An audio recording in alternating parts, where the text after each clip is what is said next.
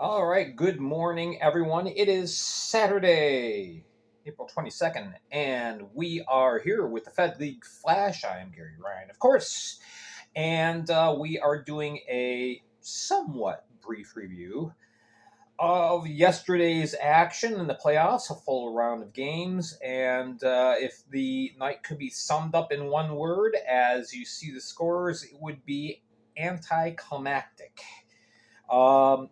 The teams that on paper were supposed to win won and won big. And so we go on to, in most cases, game two tonight. Although our first series is wrapped up.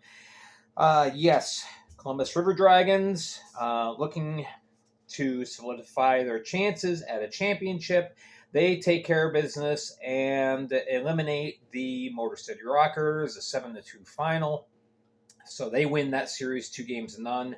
I thought, after Wednesday's game, especially it being kind of a 2-1 chess match, that these teams were fairly evenly matched, and I expected the series to be the only one to go to 3 games, but I was wrong. River Dragons moving on. And I mean, this was over early. It was 5-0 at the end of the first period. Alex Storjahan, 3 goals on the night. He had himself a hattie. Josh LaBelle ended up getting the game-winning goal. It was a shorthanded goal. He also had an assist. And Brandon Colgan saving 37 of 39 shots for the win. Back to his usual stellar self. Motor City, they got a couple of goals. Unfortunately, it was too little too late. Dante Sofrodini, who was a real Iron Man for the Rockers this year, and Cade Lambden, they got the goals. But this was all River Dragons, and a nice crowd of 3,300. That was the best crowd of the night, cheering on their home team and seeing them move on in the Commissioner's Cup playoffs. So the question is, who are they going to be facing? Well, we can guess it's probably going to be Carolina. Got to play the games on ice, though. You can look at things on paper and say, oh, well, this is this. Yeah, it doesn't work that way. So, but again, last night, no surprises. So Carolina, they end up with a 6-3 victory. They let off the gas a little bit, though. They were up also 5-0, and then Port Huron started chipping their way back, and finally decided, we're going to make a game of this. So Peter Panicek, he also has a hat trick, completed it with an empty net goal. He also added a short-handed goal. He kind of had a mini Mario Lemieux night. 3 different goals, 3 different ways. He had a 5-on-5 goal. He had that empty netter and had the short-handed. So real good night for Peter Panicek. Josh Keplinger, he chipped in another 2 goals. Gus Ford had 2 assists. 2 short-handed goals on the night, though, by Port Huron, which that is very uncharacteristic of the Thunderbirds. Kind of a surprise there. But Dalton J. and Sam Merritt had the 2 shorties for Port Huron. Wyatt Hoffman had gotten chased pretty early, gave up 4 goals, and at 7:24 the second, he was replaced by Ian Wallace, who didn't face much pressure, only faced 9 shots, saved 8. And then, of course, we had our empty netter. So that was kind of an interesting tale of the tape there. Boris Babic continues to play phenomenally in the absence of Mario Cavalier, who's still out injured. 36 of 39 possible saves. Game was very chippy. There was a total of 16 minor penalties called. Little too much involvement by the officials for my personal tastes. But I tell you what, these are going to be two dog-tired teams tonight. The game finished up at 9:54. Both teams need to get back to the locker room, change, shower, get cleaned up, board a bus, take an 11-hour drive down to Carolina, and be ready to go at 4:05 this afternoon for game two.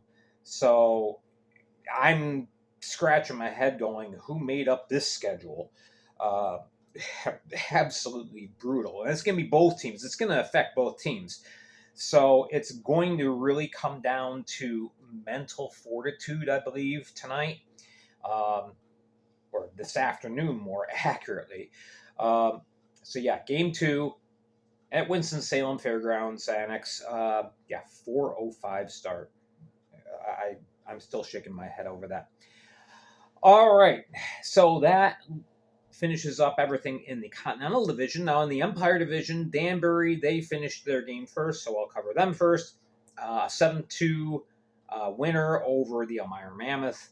Elmira was first on the board, but then it was just an avalanche of rabbits. And Michael Marquezan ended up having 2 goals and 2 assists, as did Jacob Ratcliffe, easily his best night as a hat trick for the year, going back into the regular season. He just played a phenomenal game, 2 goals and 2 assists. Lucas DeBenedette, who is probably one of the best finds of any team in the league this year. He gets the game-winning goal and adds 3 assists.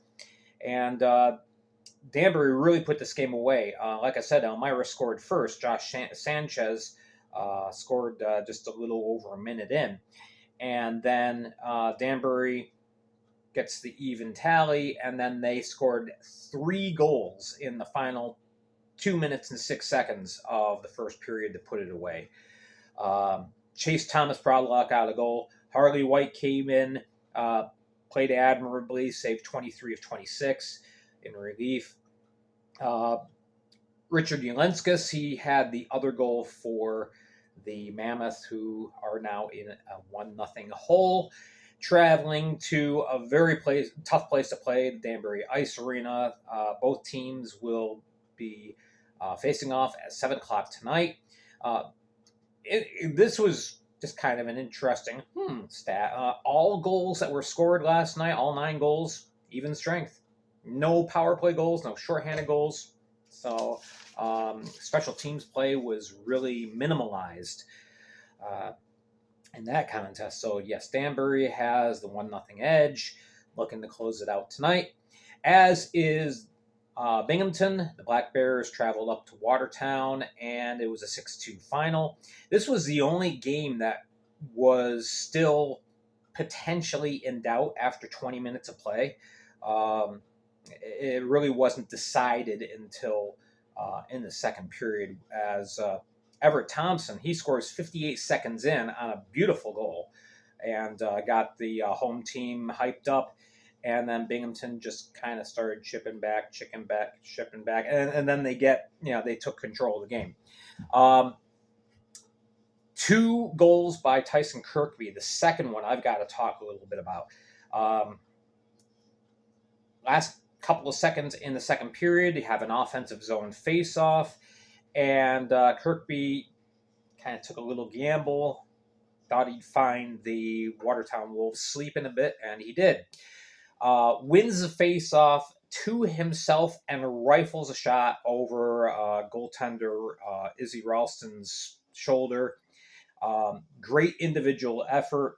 And Donald Oliveria got a phantom assist on the play, which the joke was among Binghamton fans. Olivieri is so good; he gets an assist just by being on the ice. So I'm not sure how that official score came out. That's a real head scratcher. Jesse Anderson got the game-winning goal, 8:33 into the second. And later on in the game, Mac Lewis added a shorthanded goal. Things got a little ugly early in the third. There was a stoppage of play, and sometimes you get your usual little pushing and shoving in front of the net. Dakota Seaman went to try and put a clothesline on Tyler Jurich. Mathieu Boilard took exception to that. The two of them go fighting. After the linesman separated them, they went after each other in the tunnel as they were ejected from the game.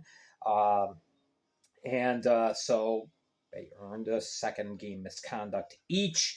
So it'll be curious to see if there's suspensions handed out to either Boilard or to Seaman.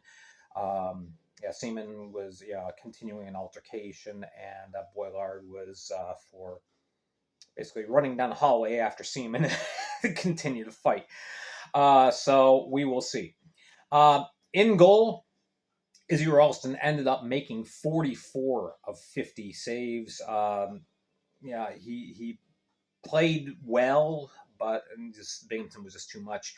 Taylor Joseph continues to be a rock in the net for the Black Bears, stopping 30 of 32. And Binghamton takes the 1-0 lead with them to their home barn tonight, 7 o'clock face-off. All right, so we're down to, we're done covering things. The little red dot means that's the team that is leading the series, obviously. I just want to address something because this is a theme that unfortunately flared up in a couple barns in the opening games. Newsflash for fans. The visiting team coming into your barn, they're going to have some fans coming, not with them, because, of course, the team bus is just the team. But fans, they love supporting their boys.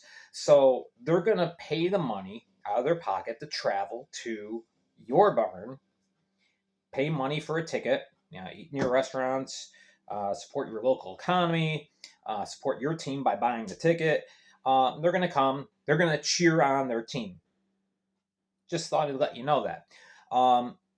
95% of you, you're fine with that. Unfortunately, I'm talking to about the 5% here.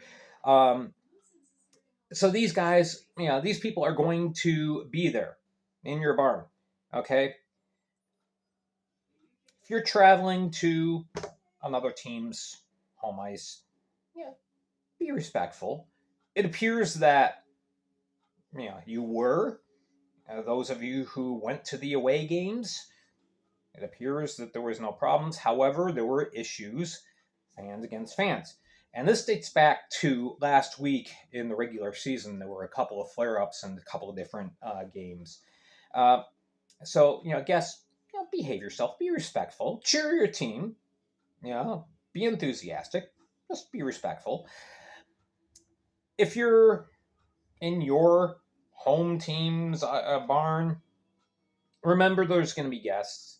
Treat them kindly. Don't be idiots. Okay? Don't cross a line. If you can't handle somebody from the other team or cheering on the other team being there, hockey's not for you. Let's come right out and say that. All right, so let's coexist. If the Rangers and Devils can travel back and forth 6 miles across the Hudson River, cheer on their teams, and not have a conflict, we Fed fans can do the same thing. All right, so let's try and grow up. All right, that's all I'm going to say about that. I'm off my soapbox, but I'm step down. All right, thank you so much for watching. I will be in attendance in Binghamton tonight, wearing my team jersey. We will catch up with everything tomorrow with the 3 games that are going on. Make sure to tune in here, subscribe, hit like. Remember, Tuesday, Wednesday, Thursday, we are on Spotify. Okay, please go to Spotify, download the free app. It's free to use. A lot of great content there, not just my podcast, but a lot of great podcasts. All right, thank you so much. I'm Gary Ryan for the Fed League Flash. We will see you tomorrow. Be excellent to each other.